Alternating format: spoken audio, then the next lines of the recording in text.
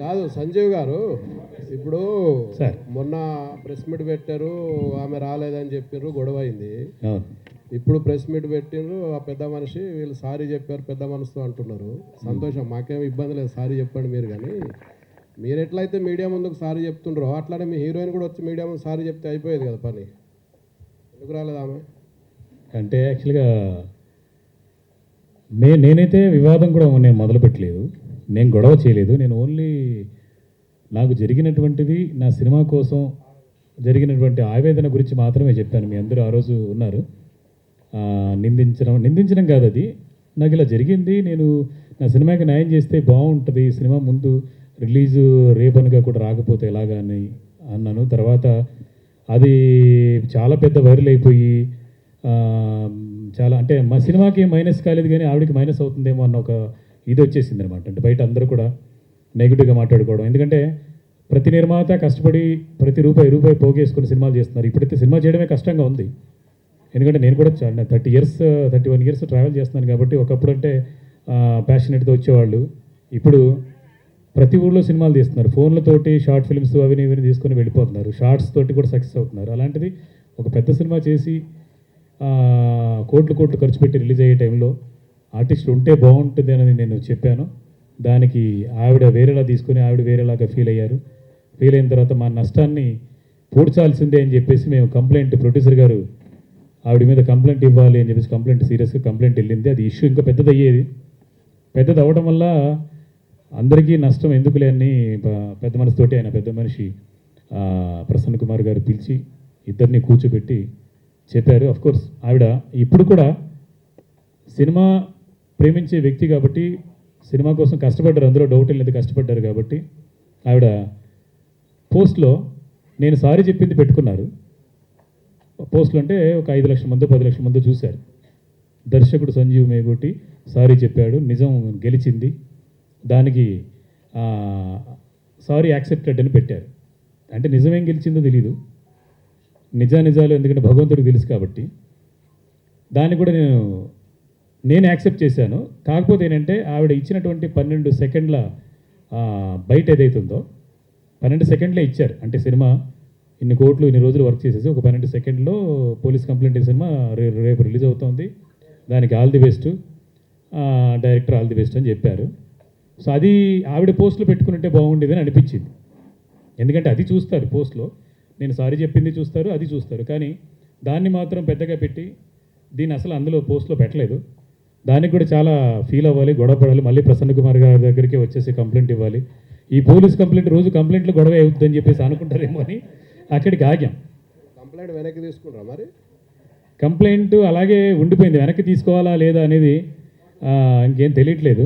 ప్రసన్న కుమార్ కోర్టులో ఉందా? ప్రసన్న కుమార్ గారి కోర్టులో ఉంది ప్రస్తుతానికి.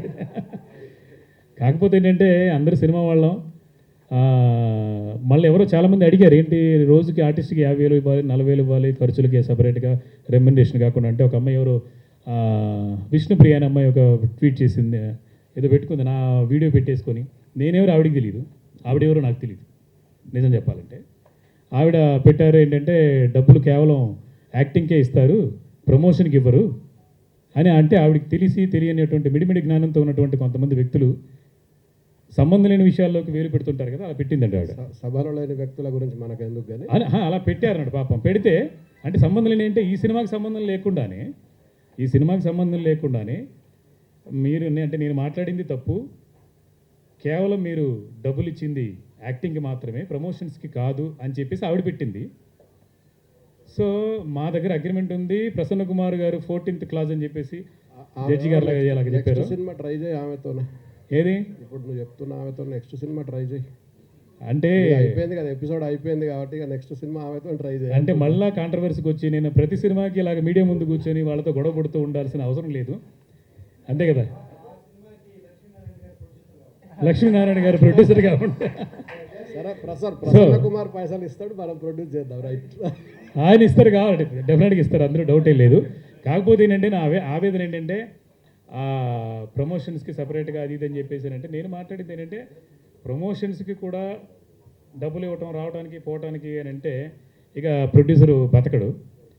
ఏ సంబంధం లేకుండా అంటే వీళ్ళు యాక్ట్ చేశారు, జమినీ సురేష్ గారు జస్ట్ కాల్ చేస్తే వచ్చేసారు, ఆయన నాకు నేను ప్రమోషన్కి వచ్చినందుకు నాకు కారు ఏమి ఇస్తారు, పెట్రోల్ ఏమి ఇస్తారు, లేదా భోజనం పెడతారు అని అడగలే, వచ్చారు. అలాగే విజయభాస్కర్ గారు వచ్చారు. సినిమాలో పనిచేసినటువంటి ప్రతి ఒక్కరు, అంటే డిఓపి గారు ఇక్కడ కాదు బెంగళూరు, ఆయన ఖర్చు పెట్టుకొని ఆయన వచ్చి 4 రోజులు మన వెంట తిరుగుతున్నారు. అంటే దేనికోసం? సినిమా మీద ప్రేమతోటే కదా. అదొకటే చెప్పాను నేను. దాన్ని నెగిటివ్గా తీసుకొని ఆవిడ పెద్ద చేసుకుంది తప్ప నేను చేసుకోలేదు, అంతే. ప్రసన్న కుమార్ గారు, ఉమ్. ఇప్పుడు ఈ పూర్తి ఎపిసోడ్లో ప్రాబ్లం సాల్వ్ అయింది అనుకుంటున్నారా మీరు? అంటే డైరెక్టర్ గారు చాలా ఆవేదన చెందారు, చాలా ప్రెస్ మీట్లలో చెప్పారు, రావాల్సింది అందరూ మీడియా వాళ్ళము అడిగాము. సినిమాకు ప్రధాన పాత్రలో పోషించిన హీరోయిన్ రాకపోతే ఎలా అని అడిగితే నేను సమాధానం చెప్పారు, చాలాసార్లు జరిగింది. ఇది ఒక 12 సెకండ్ల వీడియోతోని కంప్లీట్ అయిపోతుందా? డైరెక్టర్ గారు సారి చెప్పడం వల్ల అయిపోతుందా? మిగతా సినిమాలో కూడా మీరు ఇలాంటి పరిష్కారాలు చూసిస్తారా? ముందు కూడా దీనికి పరిష్కారం అయిపోయింది అనుకుంటున్నారా మీరు కంప్లీట్గా? అంటే యాక్చువల్గా ప్రమోషన్కి రాని దానికి ఆవేదన చెందారు, అది వాస్తవం.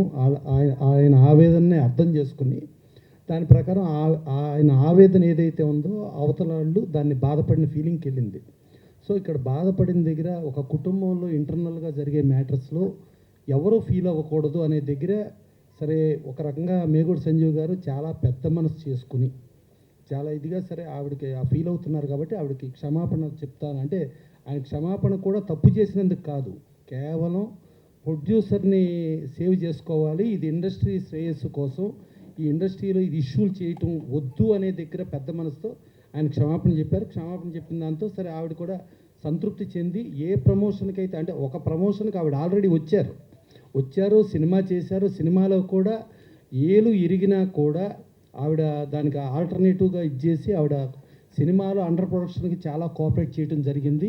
ప్లస్ ఆవిడ కూడా ఒక తెలుగు ఆవిడకి పుట్టిన కూతురు, ఆవిడ తెలుగు ఆవిడ, ఒక భీమవరంకి చెందిన శరత్ కుమార్ గారి భార్య ఛాయ అనే ఆవిడకి కూతురు, ఆవిడ ఒక తెలుగు ఆడపడుచు లెక్కే.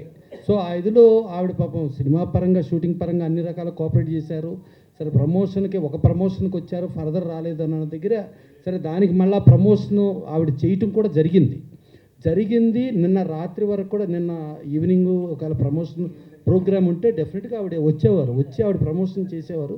సో ఇదేంటంటే టీ కప్పులో తుఫాన్ లాగా అది అయిపోయిందని అనుకుందాం. కంఫర్టబుల్. నేను అడిగేది ముందు కూడా ఇలాంటి ఇష్యూస్ వస్తే పరిష్కారం ఇంతలోనే అయిపోతుందా?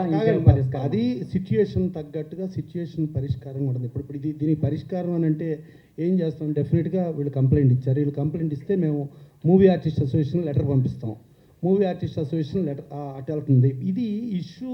ఇప్పుడు బేసికల్లీ ఆవిడ సినిమా అండర్ ప్రొడక్షన్ చేసేటప్పుడు చాలా కోఆపరేట్ చేసింది, ఏలు ఇరిగినా కూడా కోఆపరేట్ చేసింది. ఫస్ట్ ప్రమోషన్ ప్రోగ్రామ్కి వచ్చారు, వీళ్ళ అగ్రిమెంట్లో క్లియర్గా ప్రమోషన్ ప్రోగ్రామ్స్కి రావాలని ఉంది. సమ్ వ్యక్తిగత కారణాల వల్ల ఆవిడ రాలేకపోయారు. సరే మళ్ళా వచ్చి ప్రమోషన్ కూడా జరిగింది. సో వీళ్ళకి కావాల్సింది ప్రమోషన్కి రావటానికి సంబంధించిన ఆవేదన తప్పితే వీళ్ళకేం వ్యక్తిగతంగా ఏదో పగలు అది కాదు.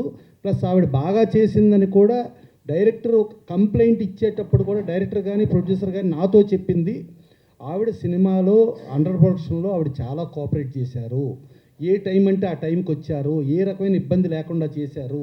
కానీ మాకు కండిషన్ ప్రమోషన్ రావాలని దగ్గర ప్రమోషన్కి రాలేని ఆ బాధతో చెప్పడం జరిగింది. ఆ బాధకి ఏం చేయాలి? ప్రమోషన్ ఇవ్వాలి. సో ఆవిడ మళ్ళీ ప్రమోషన్ ఇచ్చారు. సో ఇది కంఫర్టబుల్, ఎవ్రీథింగ్ పర్ఫెక్టు. ఇప్పుడు మా లక్ష్మీనారాయణ గారు విష్ణుప్రియ గురి గురించి ఆలోచిస్తున్నారు, కానీ అది వదిలేసి మళ్ళా వరలక్ష్మి శరత్ కుమార్ గారితో మీరు డైరెక్టర్గా సినిమా చేయండి, దానికి మేము ఉంటామని చెబితే ఇంకా బాగుండేది. Thank you. డైరెక్టర్ గారు సినిమా ముందుగా మీకు congrats. Thank you cinema sir. Result మీకు ఎలాంటి స్పందన వచ్చింది? అలాగే ఈ సినిమాకి పార్ట్ 2 చేసే ఆలోచన ఏమైనా ఉందా? సినిమా అయితే చాలా బాగా వచ్చింది. అంటే బయటకు వచ్చిన తర్వాత జనాల స్పందన చాలా బాగుంది. వాళ్ళందరికీ సినిమా చాలా నచ్చింది, ముఖ్యంగా మహిళా ప్రేక్షకులకి. ఎందుకంటే ఇందులో ఒక హారర్ సినిమా లేకపోతే థ్రిల్లర్ సినిమాలు ఫుల్ యాక్షన్ ఇది ఉంటుంది, అంటే ఫీమేల్ దీనికి స్పేస్ ఉండదు. కానీ వరలక్ష్మి శరత్ కుమార్ కామెడీ, ఎంటర్టైన్మెంట్, అలాగే సెంటిమెంట్ అన్నీ కలగలిపి చేశారు. చాలా ఫ్యామిలీతో వచ్చి చూడొచ్చు, అంటే హారర్ అయినా కూడా కామెడీతో వచ్చి చూసి ఎంజాయ్ చేయొచ్చు అని చెప్పేసి అన్నారు. సో చాలా, అంటే వరలక్ష్మి గారి చుట్టూ ఉండేటువంటి మిగతా ఆర్టిస్టుల వల్ల, మంచి కమెడియన్స్ వాళ్ళ పర్ఫార్మెన్స్ వల్ల కూడా రిలీఫ్ కూడా ఉంది అని చెప్పేసి చాలా మంచి స్పందన వచ్చింది. ఈ సినిమా విజయం నాకు చాలా గొప్ప తీపి గుర్తు. ఎందుకంటే వివాదంలోంచి వచ్చినటువంటి విజయం ఇది. డెఫినెట్గా ప్రసన్న కుమార్ గారు లక్ష్మీనారాయణ గారు మీరు అడిగే దగ్గర సరే అదెంత అయిపోయింది అంటూ కానీ ఇప్పుడు ఇది ఎగ్జిబిటర్లో పర్సంటేజ్ అది ఇది అని అంటున్నారు. ఇది ఆల్రెడీ విజయవంతమైన సినిమా 350 ప్లస్ దాదాపు 500 థియేటర్లు ఉంది.